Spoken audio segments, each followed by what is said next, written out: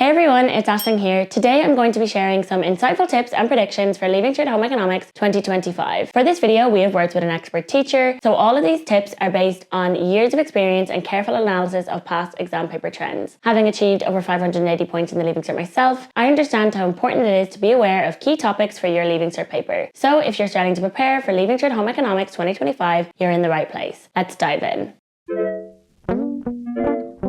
Alongside these tips, I'll also be mentioning lots of helpful Studyclix resources to help you revise these key topics. They'll all be linked in the description down below, so save yourself the hassle of trying to find them again and leave a like on this video so you can return to it easily. Just a disclaimer before we jump in, predictions can be a great tool for identifying which topics you might want to spend a little bit of extra time on or study in greater depth, but I would never recommend you study only the predicted topics. The Leaving Cert papers can be unpredictable and often can be influenced by a number of different factors, so I would always advise that you cover the basics of each topic first, and then if you have a little bit of extra time, you can return to the predicted topics. I am not the SEC, this is just an educated opinion, so your guess is as good as mine. And with that, let's get started. First, I'm going to run through the structure of the paper, and as I do, I'll mention some key topics for each section. Then we will go through the predicted topics for the 2025 paper, and I'll also be mentioning lots of tips and Studyclix resources along the way. The paper begins with section A, which is worth 60 marks. You will be required to complete 10 out of 14 short questions and can expect a varied choice across the food studies, social studies, research management, and the consumer topics. You should spend about 25 minutes completing this section. Studyclix flashcards are a great way to practice the definitions you will need to know to do well in the short question section. Once you have learned off these definitions, be sure to test your knowledge with the Studyclix quizzes for home ec. Moving on to section B, this section features 5 long questions. Question 1 is compulsory and worth 80 marks. It typically involves making an analysis of information provided in a table, infographic, or chart related to nutrition. You can provide your answer in tabular format, but you must include details and analysis from the information provided. This question examines your ability to use the information provided in the table by direct quote and make an analysis of it. Look at the trends, the highest and lowest figure, and add why you think this is so. The question might also feature a micronutrient or macronutrient question, and you should allocate 35 minutes to answering this question.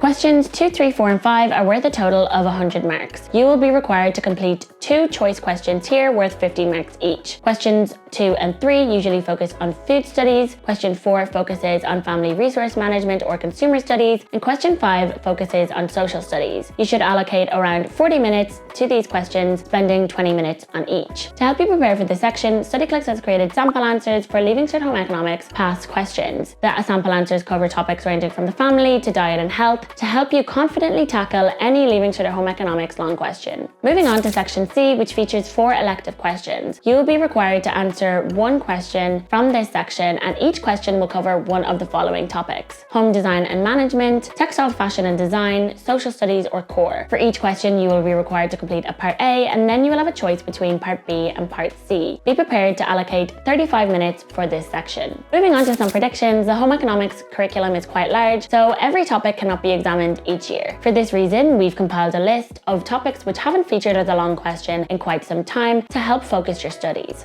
Topics which haven't featured in a while from the food studies topic include protein, which hasn't featured as question 1 since 2020, lipids, vitamins A, B12, and E, sodium and calcium. Calcium hasn't appeared as a question 1 since 2019, digestion, which hasn't appeared in the short question for a while, specifically a table on enzymes, diets in the life cycle, particularly of convalescents and adults, special diets, be sure to cover diabetes, tooth decay, bowel disorders, hypertension, and CHD, the Irish food industry and food agencies, cereals, dairy, including cheese, butter, and cream, fruits, nuts, and pulses, sauces, stocks, raising agents, and pastry, GM foods, microbiology, including yeast and the study of one food poisoning bacteria, sensory analysis, make sure to cover descriptive tests and use in the industry, aesthetic awareness of food, food preservation, specifically a comparative evaluation, food preparation and cooking, revised topics such as dry methods, conduction, and radiation, and finally food legislation, particularly the Sale of Food and Drugs Act, the role of safe food, and legislation from the Department of Agriculture, Food and Marine. Moving on to consumer studies and household management, the following topics have not been examined in a while: budgeting, including MABs and designing a budget, insurance and savings, revise the factors which influence choice of policy, housing and housing finance, revise factors that influence housing choice, the consumer, particularly consumer research and statutory consumer protection agencies, consumer responsibility and the environment, textiles, fabric care symbols, detergent and fire safety, household technology, revise the fridge, waste electrical and electronic equipment, and energy labelling. Finally, for the social studies topic, the family as a caring unit, specifically family members with special needs and family conflict and communication, and family law, particularly the Domestic and Childcare Act, the Family Home Protection Act, variations of marriages and options for marriage dissolution, all have not featured in the paper in quite some time. The topics which appear on the home economics paper can also be influenced by current affairs and trends. For the 2025 paper, be sure to revise reading food labels, the importance of this, mandatory labelling and food labelling law, gender roles, particularly in the family and the changing role of women in the family, hot school lunches in the context of primary school, particularly the importance of lunch or meal planning for children and to combat childhood obesity,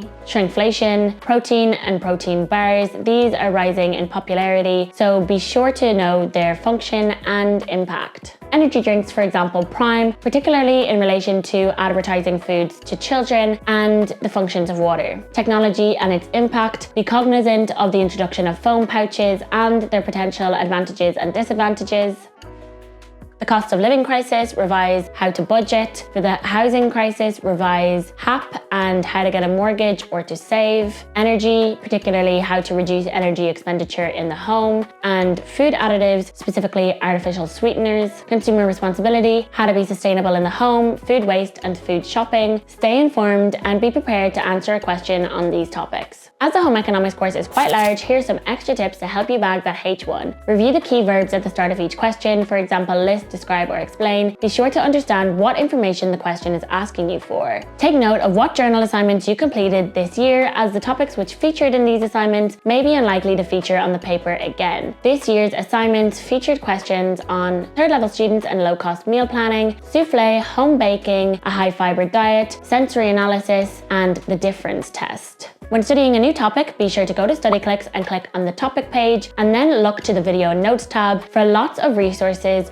created by Studyclix and shared by other students to help you save time on making your own notes. Check with your home economics teacher which elective you studied to know exactly which question you need to complete in section C. And finally, we have some general exam tips. You can use pencil for sketches or diagrams, but for everything else, use blue or black pen. If you make a mistake, there's extra paper at the back of your booklet. Be sure to label this question clearly and keep writing. The examiner will check all pages. Highlight or underline keywords in the question and refer to them throughout your answers. Take note of the mark allocations for each question. For example, if it's a 20-mark question, you may be required to provide 4 to 5 pieces of information in your answer. Label your diagrams clearly. If something states with the aid of a labeled diagram, you are required to provide a diagram, but you can still provide a diagram if this is not explicitly stated to help with your explanation. One last tip for home economics is to practice past exam paper questions. The home economics paper features definitions and diagrams which appear frequently on the paper. You should practice exam questions to nail these down. Check out Studyclix for lots of past exam paper questions, including their marking schemes and even past mock paper questions for when you need some extra practice. We have also added a mark as done feature so you can track which questions you've completed and see your progress. And with that, those are all of my tips and predictions for Leaving Cert Home Economics 2025. Remember that these are just predictions and not facts, so don't rely on them too heavily. Be sure to subscribe for more prediction videos coming soon, and happy studying.